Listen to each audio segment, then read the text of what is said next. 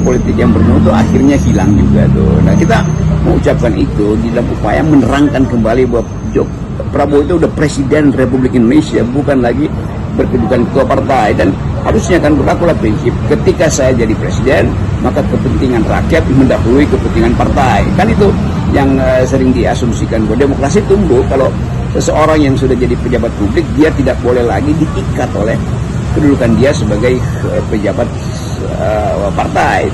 Dalam hal ini Pak Prabowo tidak boleh lagi memberi keterangan bahwa dia adalah pimpinan Kimplas, yaitu Partai Gerindra yang memimpin. Oleh karena itu dia mengendorse seseorang yang dicalonkan oleh Kimplas.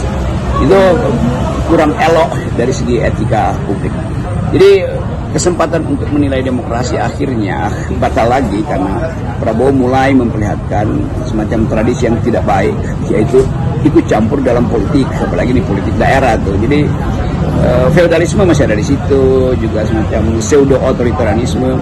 Kita hanya ingin mengingatkan itu supaya ada semacam kepastian bahwa politik harusnya berjalan tanpa campur tangan dari pejabat yang sudah punya legitimasi atau punya legalitas bahkan di tingkat nasional itu sebagai presiden. Nah, kecenderungan ini akan dibaca publik sebagai cara Jokowi untuk tetap menyelundupkan kepentingannya di Jawa Tengah.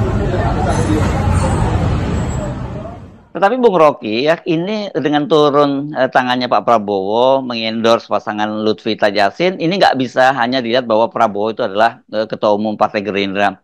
Posisinya saat ini sebagai presiden itu kan bisa menjadi sinyal buruk atau bahkan justifikasi para aparat birokrasi dan penegak hukum di daerah, terutama di Jawa Tengah ini tuh ikut cawe-cawe dan tidak lagi menjaga netralitas.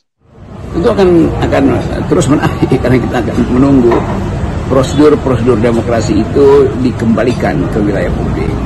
Dan prosedur demokrasi artinya ASN, aparat penegak hukum itu tidak boleh terlibat di situ. Tapi kalau presiden yang mengucapkan semacam kode supaya memilih seseorang, itu juga jadi kode aparat ASN, polisi atau tentara atau apa aja itu untuk ikut dalam barisan pengkodean itu kan yang kita sebut sebagai didisiplinkan oleh seseorang yang punya pangkat tertinggi. Itu artinya sampai ke bawah juga potensi untuk bermain tidak netral sudah dimulai itu. Jadi netralitas sudah dimulai oleh netralitas Pak Prabowo, harusnya begitu.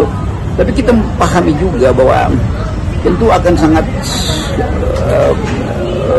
jalan buntu bagi Jokowi kalau dia nggak punya lagi aparat di Jawa Tengah minimal. Kalau di nasional dia nggak punya lagi tuh.